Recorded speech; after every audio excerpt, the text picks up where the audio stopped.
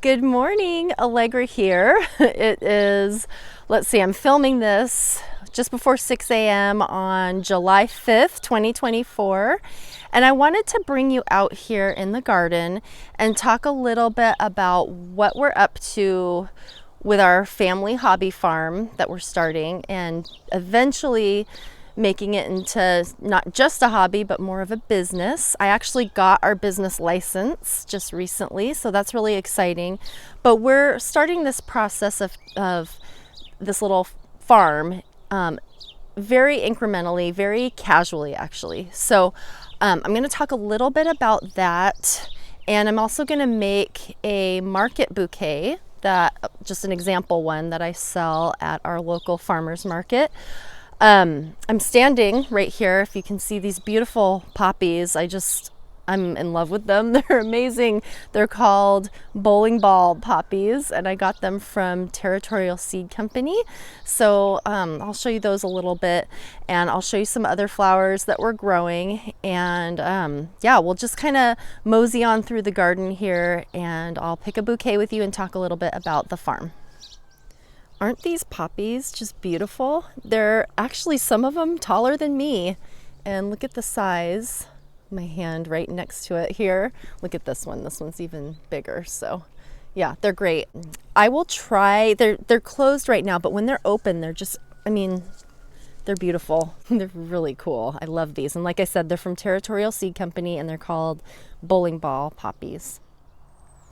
We're kind of at an in-between stage with our snapdragons. I have a bunch here that you can see, but I've harvested so many of them. So I'm gonna harvest some more, start working on that, and I'll work down the garden, starting with snapdragons, filling my bucket, and then I'll go down to the other end and get some more flowers, and then we'll start our bouquet. We're gonna harvest this snapdragon here. So I just wanted to show you something really quick. You can see all these little side nodes coming up like that. Those are potential new flowers.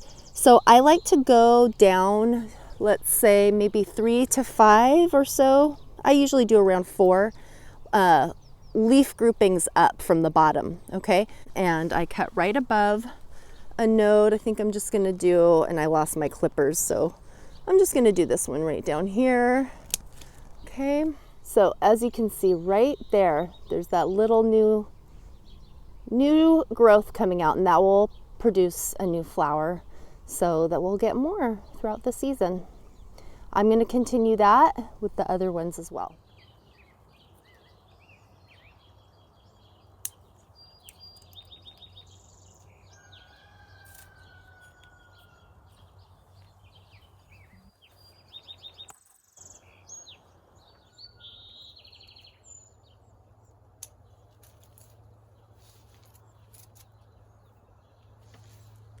I should do a garden tour sometime just to show you, like this bed right here. I'm gonna change this. I can barely reach things. I was kind of putting stuff together this year, just kind of quickly. So now that I have the experience, I know what not to do. So maybe I'll show you a tour of the garden and talk about that.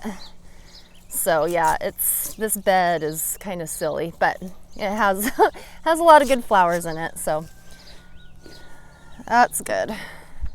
This side of the garden is slightly more manicured than the rest. I laid down wood chips and made some kind of sectioned off beds, as you can see, and I'm gonna work on this for the rest of the garden, extend that process down. But it's going to take me a couple years because it's pretty long. It goes way, way, way down there. But yeah, just kind of thinking about layout, you know, it's a challenge, but it's really fun. So I'll pick a few more flowers in here, and then let's put the bouquet together. Oh, and I want to talk about those sunflowers there. My last video that I made was planting those in the ground. All right, so I just wanted to really quickly show you these sunflowers. I planted them, the seeds, in a seed tray under grow lights indoors back, I want to say in April. I can't remember. And I could have actually done it earlier. I just I was so busy. But I planted them indoors, and then as soon as they popped out, I brought them out here and I planted them in the ground. It's a kind of a controversial move, but here's the thing. If you do it and you plant them in the ground, and by the way, they are pro-cut sunflowers. That's important. The pro-cut series of sunflowers, Johnny's sells them. I'm sure a lot of other seed companies sell them as well. But the pro-cuts are specially made to last only about 50-60 days as far as from germination to harvest. So they're a really quick flower, and I covered them with the Agribon when it was still a little chilly out here, and they have just thrived. Look at how beautiful they are. I'll show you a little closer, but anyway, these are the pro-cut sunflowers. If you have any more questions about those, let me know. I can make a video. So here they are, and as soon as they open up, I will post a little video. I can't wait.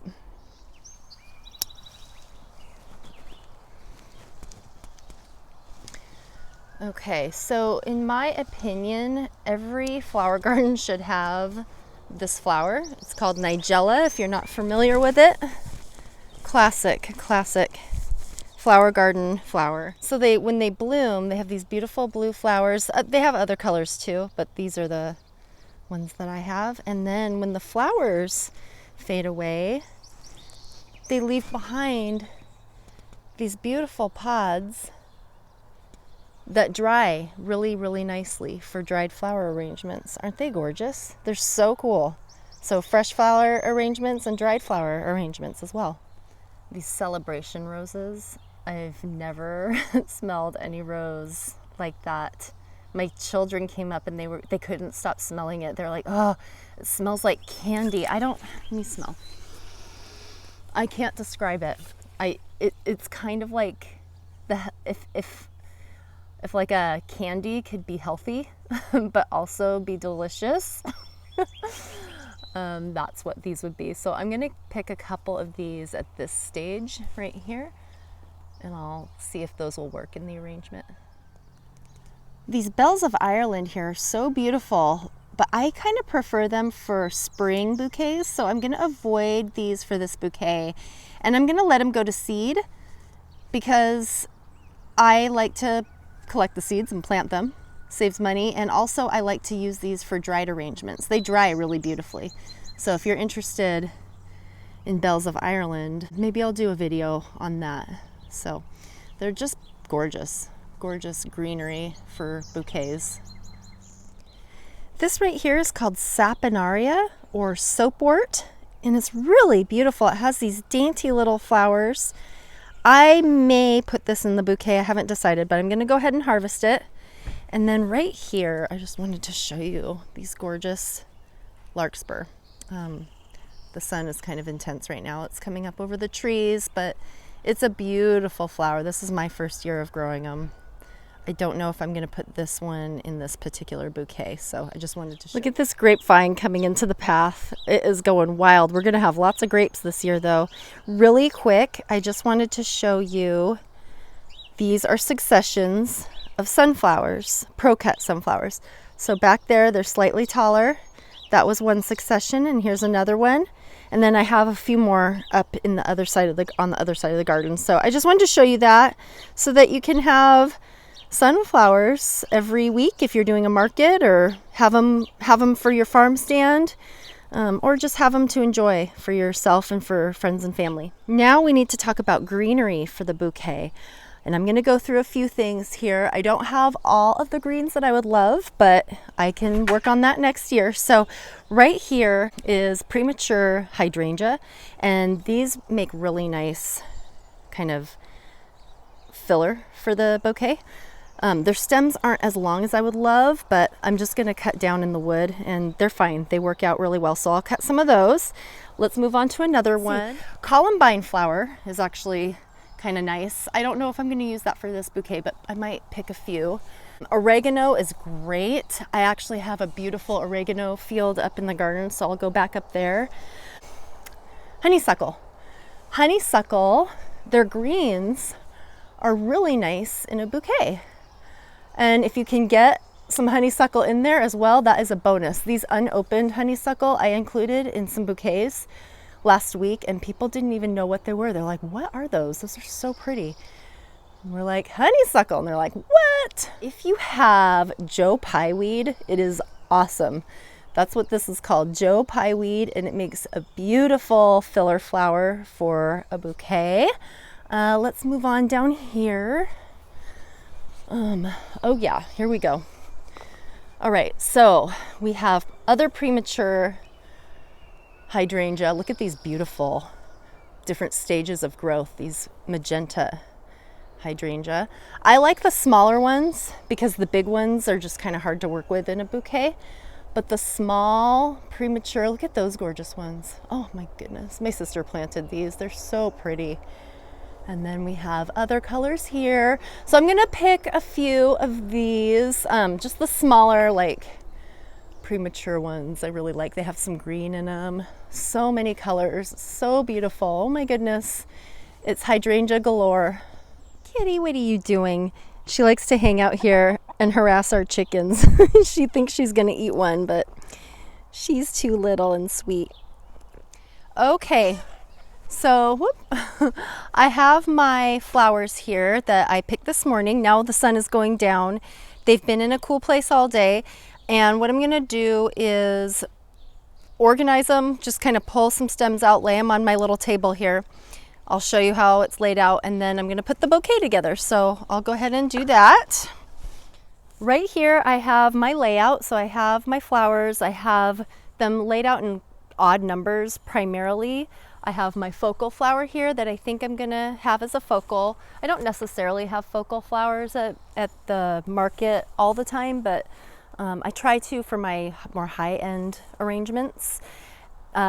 9 snapdragons, I have some love in a mist, and then the other greens that I was talking about. And I also added some oregano that is flowering. Right, I think I have that at the right level so my head doesn't get cut off. Okay, I have my bucket down here for extra flowers just in case, but I think I have the right number here for a market bouquet. I'm gonna do a crisscross pattern here. You can also do like a spiral technique. I'm not going to do that for this video because I just don't do those for market bouquets. I mean, yes, I kind of do. I do both spiral and the crisscross.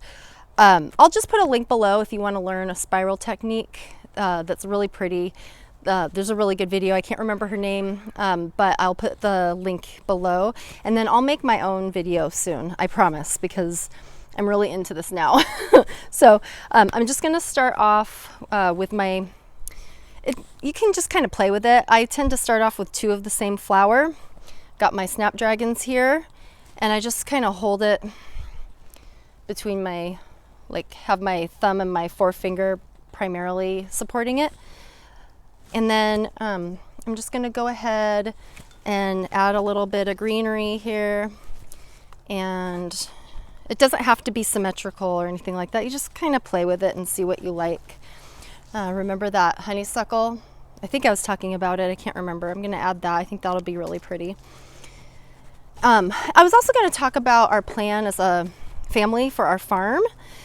So we're going to, like I said before, I think that we are going to be somewhat casual in the beginning. We have, or I have been really, because I'm the one who's doing most of the flower farming. And we're going to be picking it up as the years go by and as my children get older and they can start helping out. They're pretty young right now. But right now we're just doing markets. We're doing one farmer's market. It's a really, really good farmer's market. It's very laid back. They're mating, pardon them. Very family friendly. And there's not a lot of pressure to, I don't know, the market that I go to, they really respect people's individual creativity. So that makes me feel very secure. So anyway, that's what I've been doing. I forgot to strip these. These are oregano that are flowering. I don't know if you can see that.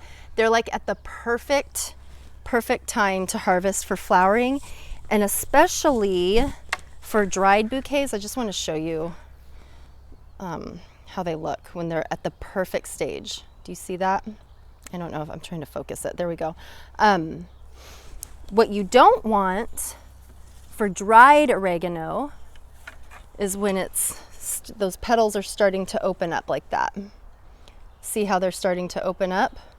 Those are not good for drying. These are. These are good for bouquets. These are good for bouquets. These are good for dried bouquets. These are not. So anyway, yeah, back to the market. Like I said, I got my business license and I'm just doing it bit by bit. And I've been working at it for years, right? So I don't know if any of you remember, but I have been gardening for a while and I've been working towards this goal of having a flower farm. And yeah, it's starting to come to pass. And I hope to share that with you all. I'm busy with children, of course, so that makes it a little tricky. But anyway, all right, so the market, we're doing the market and we are working to have what's called a CSA. And I always forget the abbreviation. It's a community supported agriculture. That's what it is. So what that is where you show people what you're selling, and if they want to pay up front and they pay, like, let's say I want to give, or I'm offering a bouquet every week. Well, if somebody would like to have a bouquet every single week, they can pay for that bouquet ahead, all of the bouquets from May through October. And they can pay for them ahead of time, and that supports us financially to get everything ready, kind of the infrastructure, buying seeds ahead of time, all that stuff.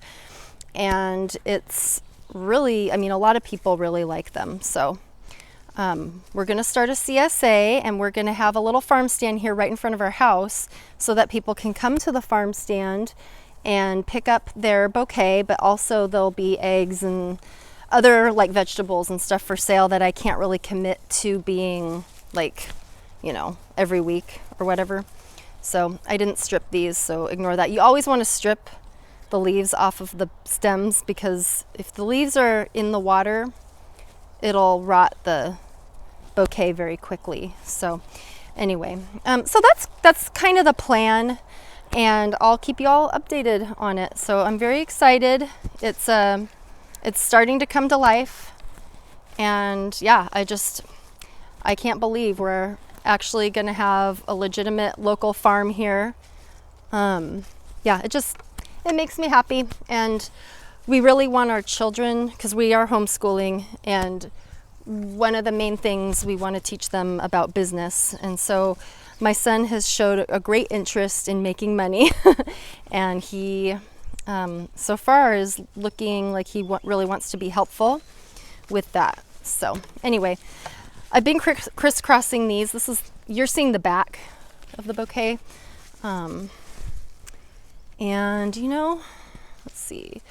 So I work out what they call a recipe for flower bouquets, where you have kind of a similar setup for all of the bouquets, but some of them differ depending on what I have. So for example, like this right here, I don't have a whole lot, but this plant is really very cool. It's called Bouquet. It's beautiful, but I didn't really plant too much of them this year, but I'll put it in this bouquet. But you know, let's say I only have 3 Bouquets, but I'm doing 20 bouquets. You know, maybe only 3 bouquets have the Bouquet, but the other bouquets have something else. So that looks cool. You know what? I might add. I don't think it needs that. I'm kind of wondering if I should add some. Nope, I don't think it needs that. Okay, so I'm going to put my focal flower right here. Okay, so what we're going to do, I can't find my clippers. If you can invest in good clippers, that's a really smart idea. So I'm using scissors right now, but pardon me for that. And I try to cut the stems at a slight angle when they're going to sit in the vase, because if they're flat and they touch the bottom of the vase, the water won't absorb into the stem. So I try to do somewhat of an angle on all my stems. And then normally there wouldn't be so much greenery right here. They would all be stripped a lot better, but just for demonstration's sake. So I double the rubber band around. And if you don't want to use rubber bands, you can use like twine, which I actually do use a lot of twine. That kind of twine. Okay, so now to dress it up a little bit more, I'm going to wrap it in paper, and I'll show you that. All right, so now I had to lay a towel down on this table because it got all wet, of course. And here's the paper right here. It's craft paper that I got, I think it was 18 inches. It was an 18-inch roll. It's like the very end of it, so I don't really care. Normally it wouldn't look like this with a tear and a sticker on it, but it was the end of the roll. Demonstration purposes only. I fold it about in half, it's like slightly under. And then for my bouquets, I measure for the base of it to be right at the base of the flowers. And so when it's wrapped around, oh, firecrackers, it'll feature the focal flower, and so people can kind of see down into the bouquet. So let me do that really quick. I'll just kind of fold it about, I don't know, 1.5 inches or so. Maybe a little bit more for this one. My other bouquets are a little bit bigger. Okay, so I fold that, and then what I do, I actually got this technique from another great flower channel, Blossom and Branch Farm. So you lay the front of the bouquet, the market bouquet, down so that where the base is at the base of the flower or at the bouquet, and then just cone it up around pretty tight right at the base. And I take my stapler, it's just coned right there. And I take my stapler, staple right there. This one's a little long, but that's okay. And then I take it and I fold it over like so. And I come down and I staple again. And there it is. People can look down in it. And what I also do is I put, this is a blank sticker. I'm ordering stickers with my company logo. I've been handwriting them for the past couple of weeks. But has your, your farm logo right there, and then present it, whoops, like so. I have mine in like corrugate or those galvanized metal tins, but it looks really nice. It's a really nice presentation. And these, sell, and I almost sold out both weeks in a row that I've done this. So yeah. I have more to say. Actually, I don't have anything else to say. I just want you to see me stroll up to the camera and wave goodbye. Thanks for watching, everybody. Have a good one.